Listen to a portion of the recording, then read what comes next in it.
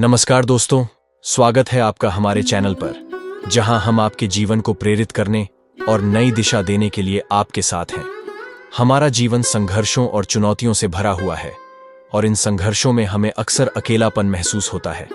लेकिन गीता हमें सिखाती है कि यही अकेलापन हमारी सबसे बड़ी ताकत बन सकता है।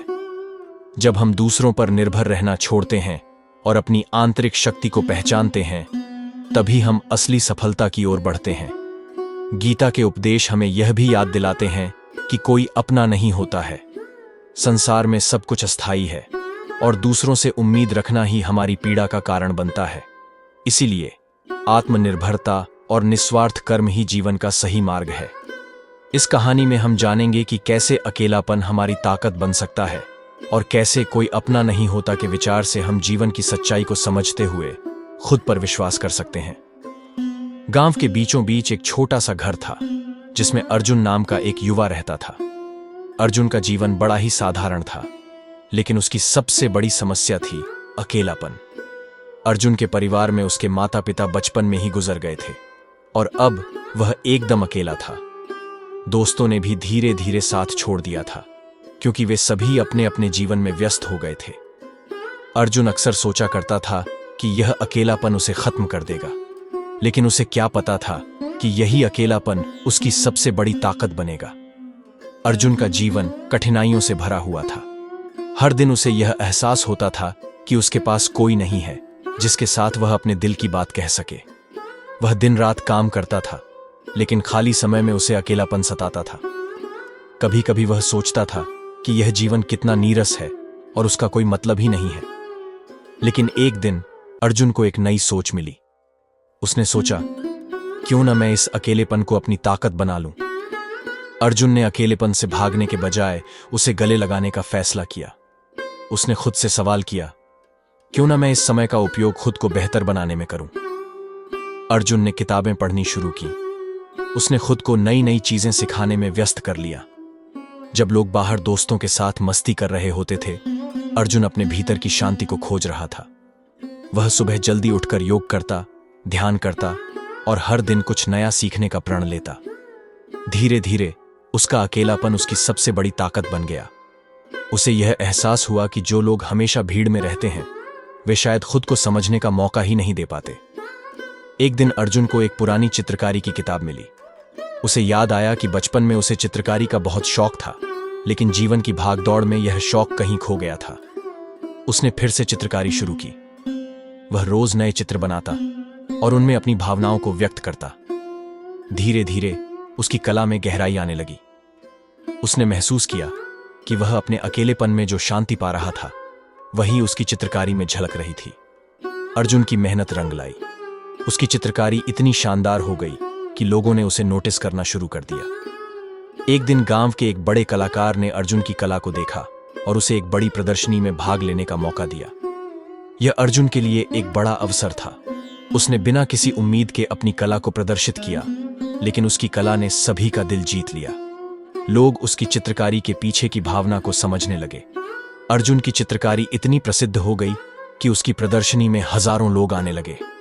धीरे धीरे वह अकेला इंसान, जिसने कभी अपने अकेलेपन को अपनी कमजोरी समझा था, अब अपनी ताकत से दुनिया को प्रभावित कर रहा था। उसने सीखा कि अकेलापन कोई अभिशाप नहीं, बल्कि खुद को बेहतर बनाने का अवसर है। अर्जुन की सफलता का राज था उसका अकेलापन। उसने यह समझ लिया था कि अकेले रहकर इंसान खुद को बेहतर तरीके से समझ सकता है। उसने सीखा कि अकेलेपन में ही वह शांति और ध्यान पा सकता है, जो उसे दुनिया की भीड़ में कभी नहीं मिल सकता था। यह कहानी हमें सिखाती है कि अकेलापन कमजोरी नहीं, बल्कि एक ताकत हो सकता है। अगर हम अपने अकेलेपन को सही दिशा में उपयोग करें, तो हम खुद को बेहतर बना सकते हैं।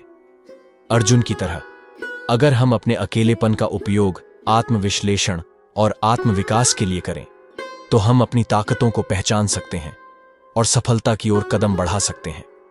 अकेलापन वह समय है जब हम खुद को सबसे गहरे रूप में समझ सकते हैं। अकेलापन तब तक कमजोरी है जब तक हम उसे कमजोरी समझते हैं। अगर हम उसे अपनी ताकत बना लें, तो दुनिया में कुछ भी असंभव नहीं है। आत्मनिर्भरता ही सबसे बड़ी शक्ति है।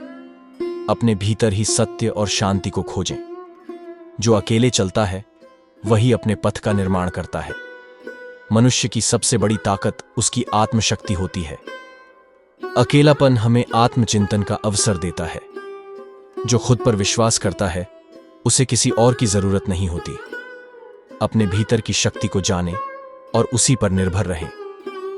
अकेलापन डर नहीं, बलिदान की परीक्षा है। जब कोई साथ नहीं होता तो ईश्वर तुम्हारे साथ होते हैं। दूसरी कहानी एक छोटे से गांव में रहने वाले एक युवक आनंद की है। आनंद एक साधारण किसान परिवार से था, लेकिन उसके सपने बहुत ऊंचे थे। वह हमेशा से चाहता था कि वह कुछ बड़ा करे, कुछ ऐसा जिससे उसे लोग पहचानें और सराहें। अपने सपनों को पूरा करने के लिए वह शहर चला गया, सोचते हुए कि वहां उसे वह सफलता मिलेगी जिसकी उसे चाहत थी। शहर पहुंचने के बाद आनंद ने अपने लिए एक छोटी नौकरी खोजी। वह दिन रात मेहनत करता और अपने सपनों के बारे में सोचता। लेकिन शहर की जिंदगी, जहां वह सपने पूरे करने आया था, उसे धीरे धीरे बदलने लगी। उसे वहां के लोग बहुत व्यस्त और स्वार्थी लगने लगे। हर कोई सिर्फ अपनी चिंता में डूबा हुआ था। आनंद को यह महसूस होने लगा कि यहां कोई भी उसका अपना नहीं है। वहां उसकी दोस्ती कुछ लोगों से हुई, लेकिन समय के साथ उसने देखा कि जब भी उसे मदद की जरूरत होती, लोग उसकी तरफ से मुंह मोड़ लेते। एक दिन जब वह आर्थिक रूप से तंग आ गया, उसके कई तथाकथित दोस्त उसे छोड़कर चले गए। वह खुद को बहुत अकेला महसूस करने लगा। समय बीतता गया और आनंद ने खुद से यह सोचना शुरू किया कि शायद यहां कोई अपना नहीं है। सबके पास अपने ही मतलब होते हैं। उसका दिल टूटने लगा। उसे लगा कि दुनिया में कोई भी किसी के लिए नहीं होता। हर कोई अपने फायदे के लिए जीता है। एक दिन आनंद गहरी सोच में डूबा हुआ एक नदी किनारे बैठा था। तभी उसकी नजर एक बूढ़े साधु पर पड़ी, जो वहीं ध्यान में बैठा था। साधु ने आनंद को देखा और उसकी आंखों में उदासी महसूस की। साधु ने पूछा, वत्स, क्या बात है? तुम्हारा चेहरा इतना मुरझाया हुआ क्यों है? आनंद ने साधु को अपनी सारी समस्या बताई। उसने कहा, मैंने सोचा था कि शहर में जाकर मुझे सब कुछ मिलेगा, लेकिन अब मुझे लगता है कि यहां कोई अपना नहीं है। लोग सिर्फ स्वार्थी हैं। मैं खुद को अकेला और टूटता हुआ महसूस कर रहा हूं। साधु ने मुस्कुराते हुए कहा, तुम्हारे दिल में जो कड़वाहट है वह सिर्फ तुम्हारी दृष्टि से उपजी है। सच तो यह है कि इस संसार में वास्तव में कोई किसी का नहीं होता, क्योंकि यह संसार ही माया है। लोग अपनी जिंदगी के उद्देश्य में इतने खो जाते हैं कि उन्हें दूसरों की परवाह नहीं होती। लेकिन इसका मतलब यह नहीं कि तुम भी वैसा ही बन जाओ। साधु ने आगे कहा, भगवद गीता में भगवान कृष्ण ने कहा है, सब मोह माया है। यहां कोई अपना नहीं होता। जो तुम आज अनुभव कर रहे हो वह यही माया है। लेकिन इसका यह मतलब नहीं कि तुम अपने लक्ष्य से भटक जाओ। तुम्हें दुनिया से कुछ नहीं मांगना चाहिए, बल्कि जो तुम्हारे पास है उसे बांटना चाहिए। जब तुम दूसरों की मदद करोगे बिना किसी स्वार्थ के, तभी तुम्हें असली खुशी मिलेगी। आनंद ने साधु की बातों को ध्यान से सुना। साधु ने उसे यह भी समझाया कि दुनिया में अपनी खुशियों की तलाश मत करो, बल्कि खुशियां बांटने की आदत डालो। तुम अकेले हो, लेकिन तुम्हारा परिश्रम और संकल्प ही तुम्हारे सच्चे साथी हैं। उस दिन के बाद आनंद ने अपने जीवन को एक नए दृष्टिकोण से देखना शुरू किया। उसने अपने दिल की कड़वाहट को छोड़कर दूसरों की मदद करने का संकल्प लिया। अब उसे कोई फर्क नहीं पड़ता कि लोग उसे क्या देते हैं। वह बस खुद को बेहतर बनाने और दूसरों के जीवन में खुशी लाने में लगा रहता। धीरे धीरे आनंद को यह एहसास हुआ कि जब वह खुद को दूसरों के लिए कुछ करने में लगाता है तो उसे सच्ची शांति और संतोष मिलता है। वह अब इस बात को स्वीकार कर चुका था कि कोई अपना नहीं होता, लेकिन उसने यह भी सीखा कि दुनिया में रहते हुए हमें निस्वार्थ भाव से जीना चाहिए। आनंद ने अपनी सारी परेशानियों को पीछे छोड़कर अपने नए जीवन की शुरुआत की।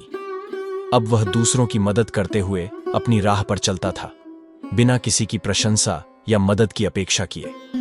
उसने महसूस किया कि असली खुशी दूसरों के जीवन में उजाला लाने से आती है, और यही उसकी ताकत बन गई।